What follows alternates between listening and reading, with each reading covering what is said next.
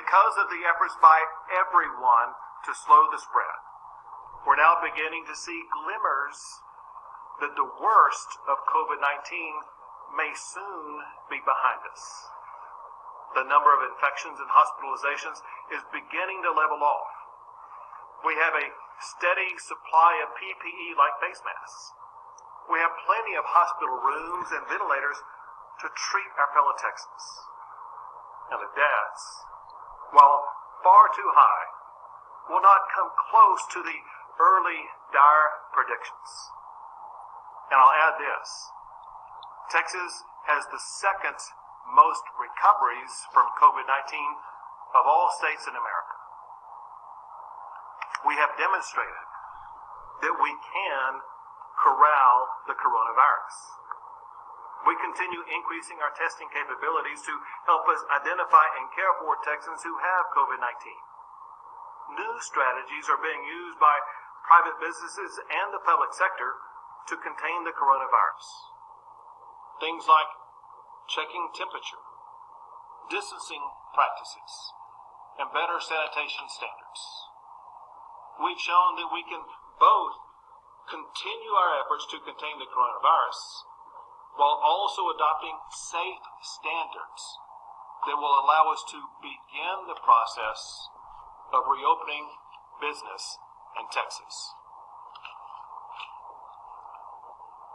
So today I'm issuing an executive order that outlines how we go about opening the Texas economy, helping you return to work using the safest standards to contain the coronavirus. Now, in opening Texas, we must be guided by data and by doctors. We must put health and safety first.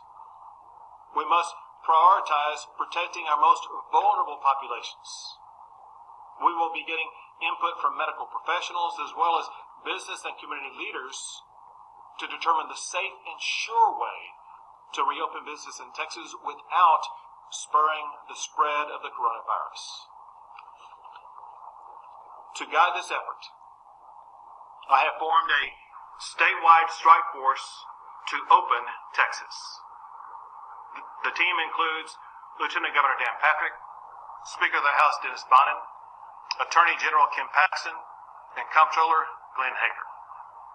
They are joined by a team of nationally recognized medical advisors who will inform us about the best healthcare standards to prevent the spread of COVID-19. Those advisors include the Commissioner for Control Policies, and we are minimizing the movement of staff between those facilities. Next is my executive order about the retail sector in Texas. Retailers are such an important part of our economy. They provide you with products that you need and want, and they create so many jobs.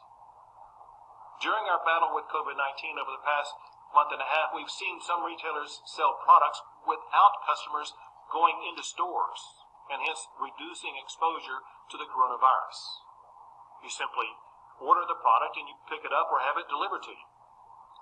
Because we've seen that this model works while also containing COVID-19, we believe that all stores in Texas should be able to operate retail to go beginning next Friday, 1 week from today. This temporary plan allows you to be able to access more retailers while also minimizing contact with others. It also sets standards on retailers that ensure safe practices intended to reduce exposure to COVID-19. To learn what those standards are, go to dshs.texas.gov/coronavirus. Next, your physical and mental health are important, especially at times like these. Going to parks is an effective way to address those needs. So, there's an immunization or therapeutic drugs that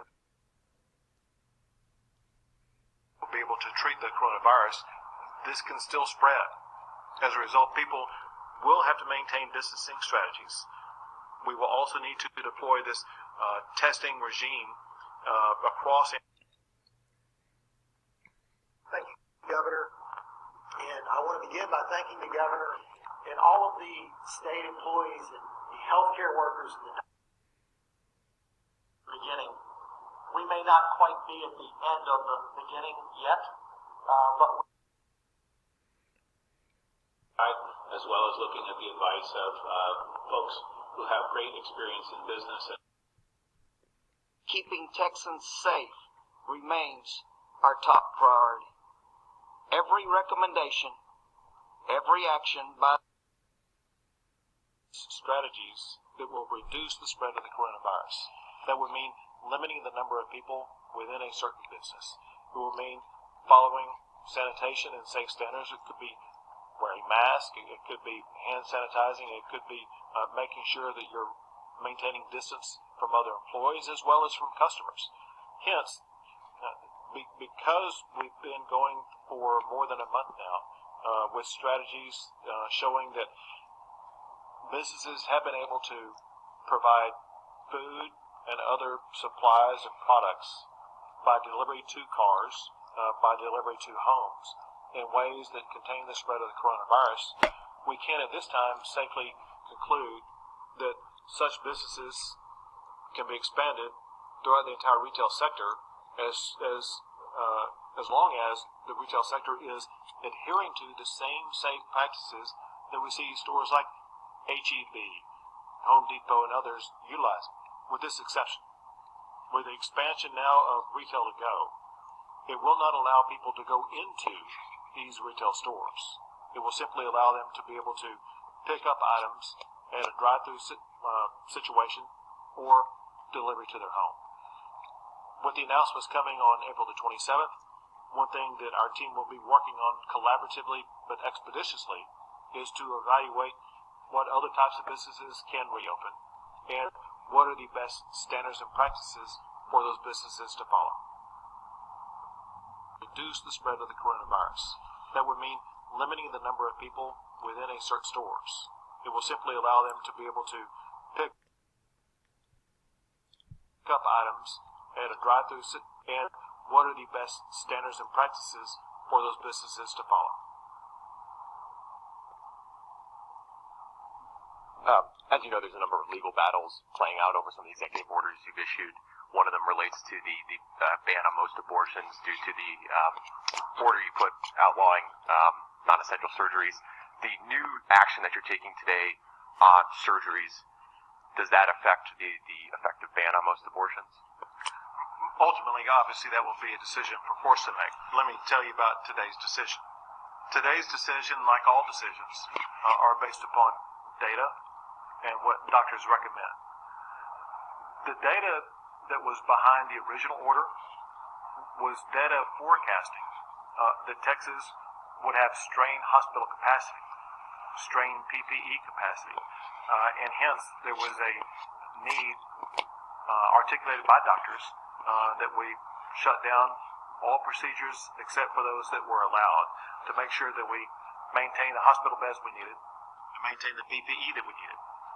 It turned out in hindsight that we have a great number of hospital beds that are vacant that appear that will not be needed to treat COVID-19 patients. Because of the hospital bed vacancy and because of new supply chain for PPE, we feel that we can begin allowing some more procedures. In my conversations with the doctors before this decision was made, they were very cautious, primarily because of the limited PPE still for current hospital workers.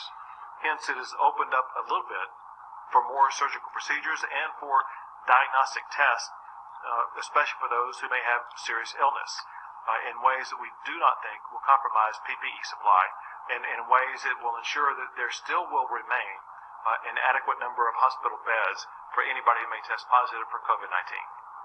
So should those additional surgeries that you're opening up today, are you allowing them to? Businesses may push the envelope. What advice do you have for employees who may be concerned about going back to work in any form or fashion of whether it's even to go or kind of as the economy starts?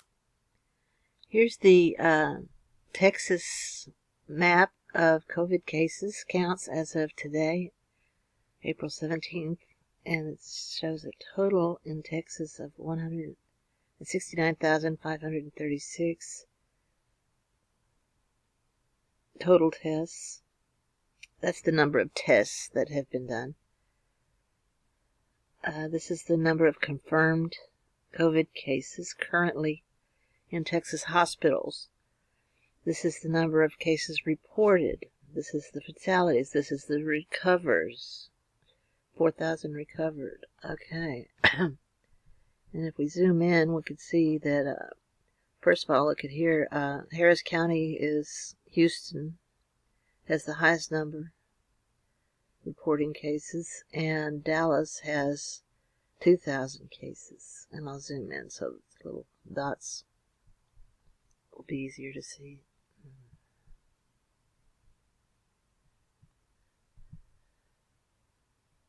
Where's Dallas? I zoomed in so far I can't even find Dallas. I guess that's it right there. Yeah, this is Dallas right here.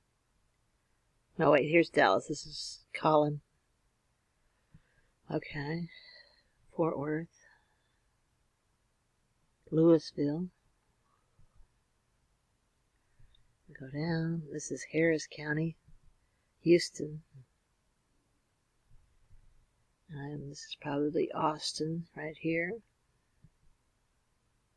San Antonio right here. I forgot to check on El Paso. Let me check. On the other map, it showed. Okay, it did show some. There we go. Only 451 cases there. That's good.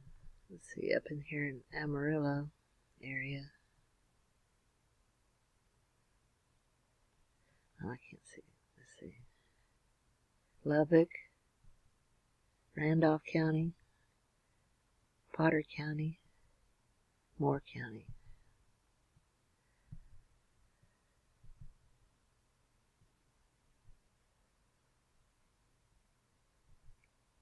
That's it.